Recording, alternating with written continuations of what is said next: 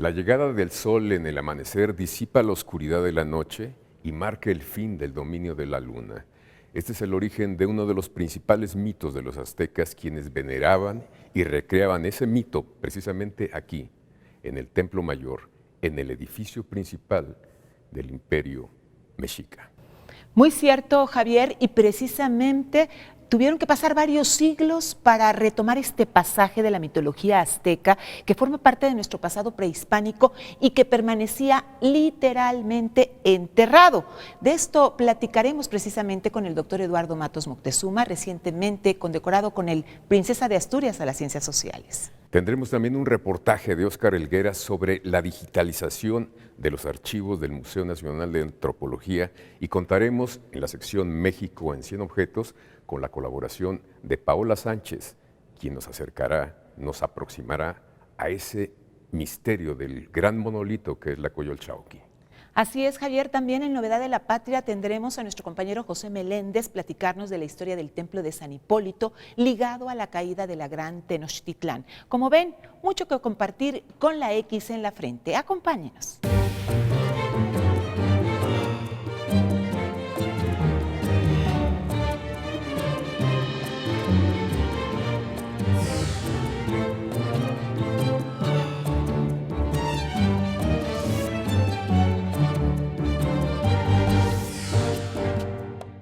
La historia, nos dice Neil MacGregor, director del Museo Británico, no puede hacerse únicamente mediante textos, pues le escriben siempre los vencedores. Está llena de equívocos y distorsiones accidentales o minuciosamente buscadas. Los objetos, en cambio, nos ofrecen datos contundentes, una información silenciosa y también irrebatible. Los constantes descubrimientos del Templo Mayor lo refrendan continuamente. Hace poco, las evidencias del Calmecac, esa escuela de élite del mundo azteca, han surgido de la tierra para contarnos con su belleza de piedra la grandeza de ese imperio perdido. Y un abaco inmenso cuyas cuentas son decenas de cráneos ensartados son parte del cuento de los días del Templo Mayor. La biografía de las cosas parece ser nuestra más fiel biografía. Fue justamente aquella noche y madrugada del 21 de febrero de 1978 cuando comenzaría a resurgir la historia de la diosa mexica de la luna. Y es que al retirarse la tierra y los escombros del gigantesco monolito, comenzarían a revelarse las formas como el penacho de la diosa Coyolxauhqui. De esta manera comenzaría también en la historia moderna de México a conocerse y a explicar la gran epopeya que explicaba y daba origen a los dioses aztecas. Y esto es exactamente cómo se revive el momento del hallazgo.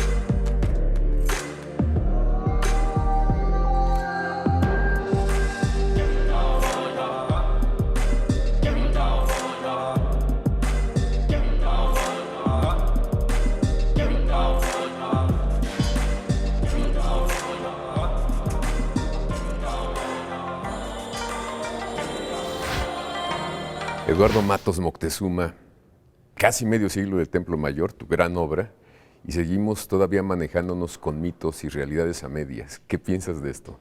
Bueno, tienes razón. O sea, seguimos manejándonos con verdades a medias, con mitos creados sin fundamento, en fin. Piadosos a veces. Bueno, pero en efecto ya van más de 4 décadas, el próximo año, 2023, se cumplen 45 años de haber empezado los trabajos del proyecto Templo Mayor. Entonces imagínate, ¿no? Te ha contestado muchas preguntas, todo lo que se ha descubierto aquí, pero te ha surgido también otro tipo de interrogantes, ¿no? Bueno, siempre, mira, la investigación es eso. O sea, en el caso de la arqueología, tú encuentras toda una serie de vestigios, ¿verdad? Cuentas con la colaboración de especialistas en química, en física, en biología, en geología, etcétera, que te apoyan en la investigación, ¿verdad? Para ir conociendo más de toda esa información que se presenta ante ti, que se ha ido encontrando, ¿verdad? Y ¿qué es lo que ocurre? Que a partir de ella hay que interpretar toda esa información, reunir todo esto para tratar de, digamos, de conocer más a fondo eso que estás investigando. Pero en ese proceso surgen nuevas dudas y surgen nuevos planteamientos, ¿verdad? Y una duda te lleva a otra, ¿verdad? Y lo que parece que ya está resuelto, que ya se ha dicho lo último, al rato aparece un dato que viene a cambiártelo todo y hay que volver a replantear, ¿no? Pero eso es la investigación y se da en todas las áreas de la investigación, de las ciencias, etcétera, ¿no? No hay verdades absolutas, pero en tu caso, ¿te modificó la idea del pasado que tenías, digamos, el estudio permanente aquí en el Templo Mayor? Bueno, diríamos que más bien te amplió la información, ¿no? Conocíamos ya antecedentes, por ejemplo, de lo mexica, a través de dos áreas del conocimiento, que esto es muy importante. Una es la arqueología, que te da toda una información, ¿verdad? Y la otra son las fuentes históricas, ¿no? ¿Qué tan fiables son las fuentes? Bueno, ese es un aspecto que hay que tratar, claro, con mucho cuidado, porque así como el dato arqueológico inclusive se presta a varias posiciones, a especulaciones y demás, en el caso de la fuente escrita, por lo general es la apreciación que hace una persona, ya sea un fraile, un militar, un civil, etcétera, y de todos ellos tenemos información, ¿verdad? Cada una desde la perspectiva de estos personajes, ¿verdad? Pero también hay que ver con mucho cuidado lo que estas fuentes están proporcionando. Aquí en Templo Mayor, por ejemplo, hemos podido constatar ambos aspectos, ¿no? Lo que nos está dando la arqueología y lo que dice la fuente escrita. Y entonces, a partir de eso puedes ver, y yo he comentado que en muchos aspectos, no en todos, pero en muchos aspectos, hubo en las fuentes históricas, sobre todo del siglo XVI, un apego a, digamos, a lo que asevera el dato arqueológico, ¿no? Te voy a dar un ejemplo. Okay.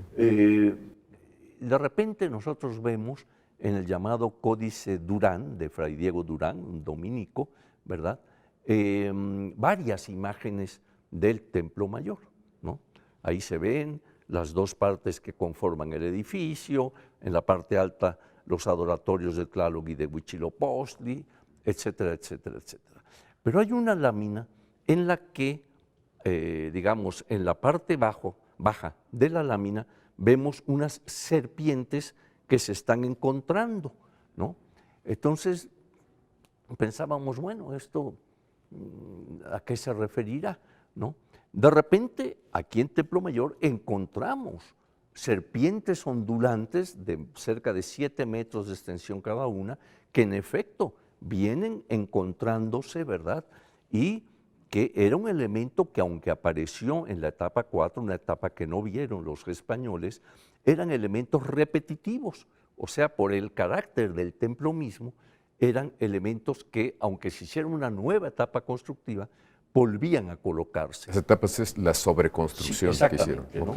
O sea, estaba un templo en funciones, había que agrandarlo, en fin, y se tapaba, se rellenaba, sobre todo con piedra, con lodo, con tezontle y demás, ¿verdad? Y servía de cimiento a la siguiente etapa constructiva. Y así hemos encontrado hasta 7 etapas por los 4 lados, porque hay también agregados parciales que se han encontrado, ¿no? De una parte que se agrandaba un poco más, etcétera, etcétera. Entonces, de repente vemos cómo, en efecto, esa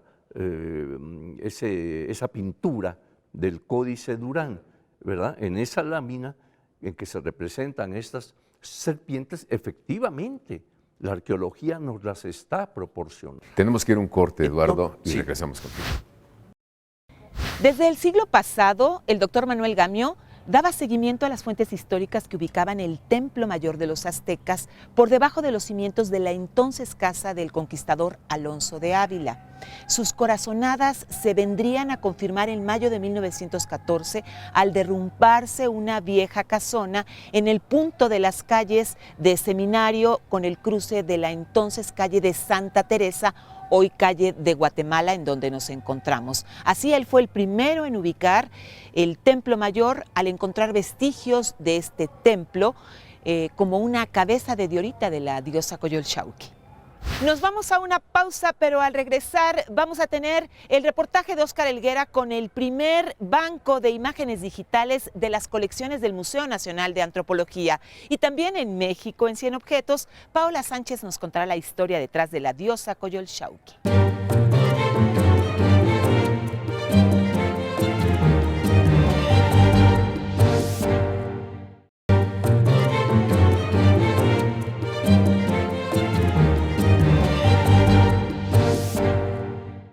El Museo del Templo Mayor fue inaugurado el 12 de octubre de 1987 y desde entonces se ha dedicado a la investigación, a la exposición y difusión de todo el material arqueológico que se ha excavado particularmente en esta zona. Hay que decir que el edificio consta de 8 salas y particularmente 2 secciones. En el sur, en la que nos encontramos, es una sección dedicada a Huitzilopochtli, deidad de la guerra, del sacrificio y del tributo, mientras que la sección norte está dedicada a Tlaloc, dios de la lluvia, identificado con la agricultura, la flora y la fauna. Y en el reportaje nos vamos a ir con nuestro compañero Óscar Helguera, que nos cuenta la creación de este primer banco de imágenes de alta resolución sobre las colecciones que integran el Museo Nacional de Antropología. Y precisamente hay que decir que todo esto se logra gracias a la alianza de la empresa Canon de México con varias instituciones del gobierno federal.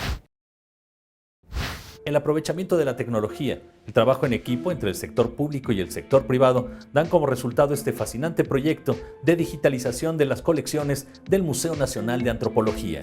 Es un proyecto que inició en el 2010 en una suerte de alianza de trabajo en equipo entre la Secretaría de Cultura, el Instituto Nacional de Antropología e Historia, el Museo Nacional de Antropología y Canon Mexicana.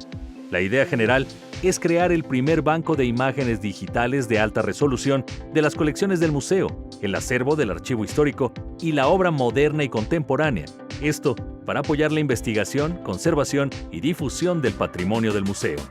Para llevar a cabo este enorme proyecto de digitalización que ya lleva 12 años, trabajan en conjunto especialistas del Museo Nacional de Antropología, directivos, curadores, restauradores, antropólogos, museógrafos, fotógrafos, arqueólogos, historiadores, editores de imagen, catalogadores y diseñadores gráficos con la asesoría y soporte profesional de Canon Mexicana. Se han digitalizado más de 8,000 piezas y 6,000 de las colecciones etnográficas que hay en exhibición. También una parte importante del fondo fotográfico y documental del archivo histórico que resguarda información relacionada con la vida del museo y su predecesor, el Museo Nacional. Para el registro en alta resolución de la obra moderna y contemporánea se emplea el método Gigapixel, que permite observar al detalle las obras al tiempo que los restauradores obtienen un valioso material para la conservación de las pinturas. Este tipo de registro digital puede ser el futuro de la consulta y difusión de piezas de museo que, de otra forma, se terminarían destruyendo. Y ahora vamos con José Meléndez y la novedad de la patria, que nos va a hablar del Templo de San Hipólito. El 13 de agosto de 1521 cae definitivamente la Ciudad de México, Tenochtitlán, ante el poderío militar de los españoles y sus aliados indígenas. Esta es una fecha emblemática dentro de la historia de México y el templo de San Hipólito y San Casiano juega un papel fundamental dentro de esta conmemoración. Ubicado en el límite norte del centro histórico de la Ciudad de México, el templo de San Hipólito y San Casiano ha sido partícipe de la conmemoración de la fecha de la caída de Tenochtitlán desde el inicio del periodo virreinal. Justo en el espacio que ocupa la iglesia se encontraban los fosos que defendían la entrada a Tenochtitlán por la calzada de Tlacopan. En este sitio hubo una terrible matanza de españoles e indígenas tlaxcaltecas la noche del 30 de junio de 1520 a cargo de los guerreros mexicas. Un año después, la ciudad de Tenochtitlán fue conquistada. Juan Garrido, soldado sobreviviente de aquella matanza, edificó en su terreno y a su costo una pequeña ermita llamada de los Mártires, para honrar la memoria de sus compañeros muertos. Poco después, Hernán Cortés ordenó la edificación de un templo dedicado a San Hipólito y San Casiano, cuyas fiestas religiosas se conmemoran precisamente un día como hoy, 13 de agosto, fecha de la caída de Tenochtitlán. Durante el periodo virreinal, se estableció el famoso Paseo del Pendón, que conmemoraba la caída de la ciudad indígena y a los mártires españoles de la conquista. Este paseo consistía en un desfile integrado por las más altas autoridades de la Ciudad de México y comenzaba en el Palacio Virreinal, actual Palacio Nacional, y recorría varias calles hasta terminar en el Templo de San Hipólito. Desde entonces, San Hipólito quedó asociado a la identidad de la ciudad, ya que es considerado como el patrono principal de la Ciudad de México. Por ello, fue representado montado sobre un águila y el nopal, y junto a Santiago y San Miguel, es considerado el vencedor de la idolatría, a la cual puso término la conquista de Tenochtitlán, liderada por Hernán Cortés. Y ahora nos vamos con la X en la frente después de esta pausa, con la segunda parte de la entrevista con el maestro Matos Moctezuma, y también en México en 100 objetos conoceremos la historia detrás de la Coyolxauhqui.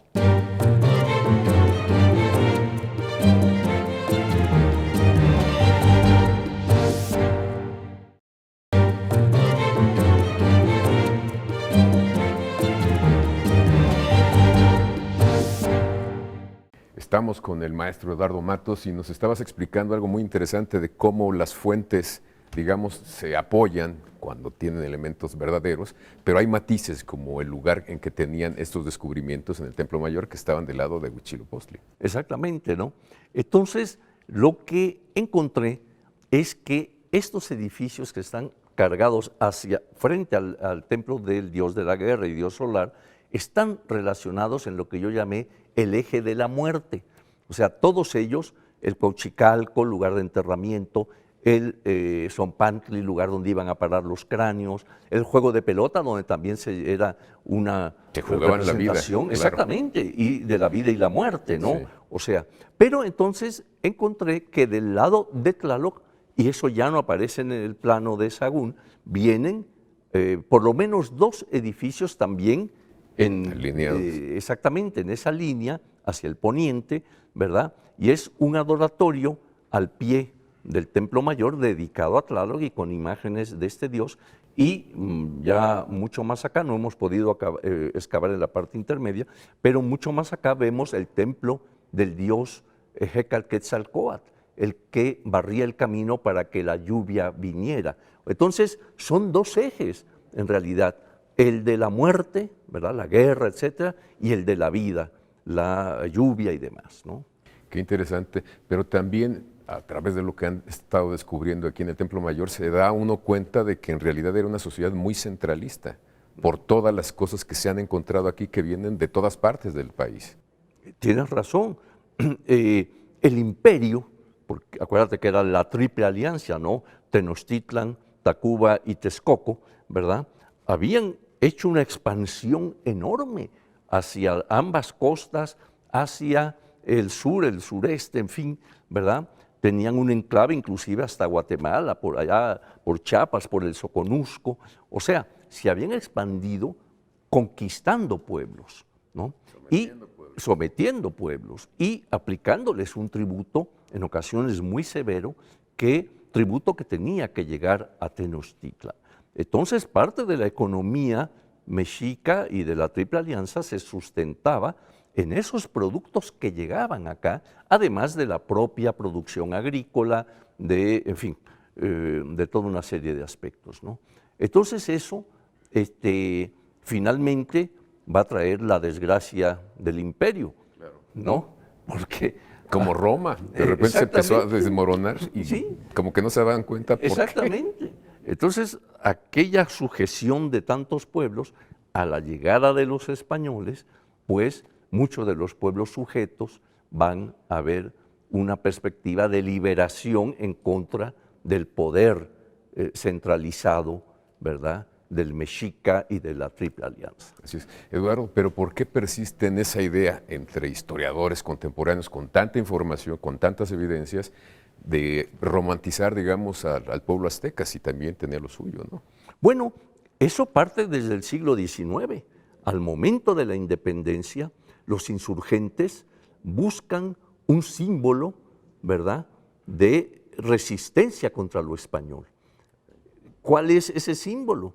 Pues el símbolo mexica. ¿Por qué? Porque el mexica era el que había resistido el embate español y de miles y miles de contingentes indígenas enemigos de Tenochtitlan por las Es un uso razones político que ya- sigue siendo exactamente. actual en todas No. partes del mundo, ¿no? Exactamente. Necesito un estandarte y volteo atrás, Sí. siempre habrá uno. Claro. Entonces, escogen al momento de la independencia el símbolo mexica porque el mexica es el que ha, digamos, defendido su capital, su imperio en contra de lo español. Entonces, ¿qué ocurre? Que al momento de la independencia se quiere encontrar un cordón umbilical que una a la naciente república con el mundo prehispánico negado y destruido por España.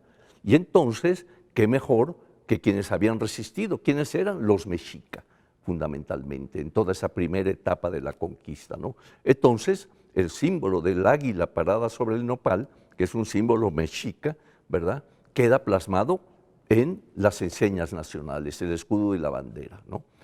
¿Vamos a seguir reproduciendo esta reinterpretación del pasado? Bueno, precisamente una de las funciones de la historia y de la arqueología como parte de la historia misma es precisamente la de tratar de aclarar todos estos procesos de desarrollo. Pero no se aclara, ¿no? Bueno, Cada quien escoge su pasado. bueno, pero es decir, no por ello se debe dejar de hacer ver precisamente lo que la misma historia nos está indicando, ¿no? ¿Cómo evitamos convertirnos en una estatua de sal mirando al pasado? Bueno, es que hay que ver al pasado. Hay que ver al pasado para poder entender estos procesos de desarrollo y desmitificar, que eso es lo importante. No embalsamar, No desmitificar. embalsamar, desmitificar, ¿no? Entonces, precisamente, vemos, por ejemplo, cómo figuras en un momento dado y por las mismas razones que yo explicaba, toman un auge sin precedente como es la figura de Cuauhtémoc. Cuauhtémoc, que era el joven guerrero que defiende a su ciudad de Tenochtitlan y lo hace realmente de una manera impresionante, pero en cierta forma era el representante de aquel imperio que había dominado y conquistado muchas regiones indígenas, ¿no? Pues muy interesante lo que nos dices para acercarnos al pasado, para sacarle provecho y para entendernos ahora en el presente, Eduardo Mata. Exactamente. Pues muchísimas gracias por esa conversación. A ti, gracias. Seguimos aquí con la X en la frente. Este es el monolito de la diosa Coyolxauhqui. A raíz de este hallazgo, se originó todo el proyecto del Templo Mayor. Acompáñenos a conocer más sobre la hermana de Huitzilopochtli. Nos habla de que hay un personaje que es una mujer que está viviendo en la cima de un cerro, la que se llama Coatlicue. Esta mujer barría todos los días en un acto de penitencia y vio caer del cielo una bola de plumas que puso en su vientre en lo que barría y desaparece. De inmediato ella queda preñada y el producto al interior de la madre habla con ella. Según el mito, el personaje tiene más hijos, que representan a los 400 ciurianos, y a una hija que se llama Coyolxauhqui. Cuando ellos se enteran de este embarazo, deciden matarla, dirigiéndose a ella, desarrollando diferentes posiciones mitológicas, ayudando a diferenciar los principales puntos estratégicos del Templo Mayor. Después de la batalla, vence a todos los hermanos, a uno por uno los va capturando y los va sacrificando, y a la hermana, que fue la persona que incitó a esa batalla, la decapita con uno de sus implementos que lleva, es un rayo, y al momento de decapitarla ella cae, rueda por este cerro y cae totalmente desmembrada al pie del cerro, por eso la representación la vemos así. El monolito es de 320 centímetros de diámetro, con forma de escudo, y se piensa que, por la forma redonda de la piedra, similar a la luna llena, está encarnada a la diosa lunar. Este objeto de la Coyolxauhqui fue encontrado en la base de las escaleras del Templo Mayor en febrero de 1978, mientras trabajadores de la Compañía de Luz y Fuerza del centro, dirigidos por el ingeniero Felipe Curco, realizaban excavaciones para el cableado subterráneo. Este descubrimiento dio pie a que se ampliaran las investigaciones arqueológicas de las ruinas del Templo Mayor, mismas que continúan hasta la actualidad. Sin duda, nuestro pasado es un incógnito onírico más amplio de lo que imaginamos. Llegamos al final del programa con una convicción. El pasado prehispánico aún tiene muchas historias que contarnos, Gretel. Historias que nos conviene conocer para disipar mitos, dudas y conocer mejor realidades. Y sin duda no hay mejor forma que echar un vistazo al pasado. Y qué mejor que a este pasado maravilloso en el centro, en el corazón de la gran México Tenochtitlan, en este Museo del Templo Mayor. A través de este espacio queremos también agradecer todas las facilidades del Instituto Nacional de Antropología e Historia para la realización de este programa y felicitar a los trabajadores de esta institución que dan cuenta todos los días de que este es un espacio maravilloso para enorgullecernos de nuestro pasado. Nos vemos la próxima semana, recuérdelo, con la X en la frente.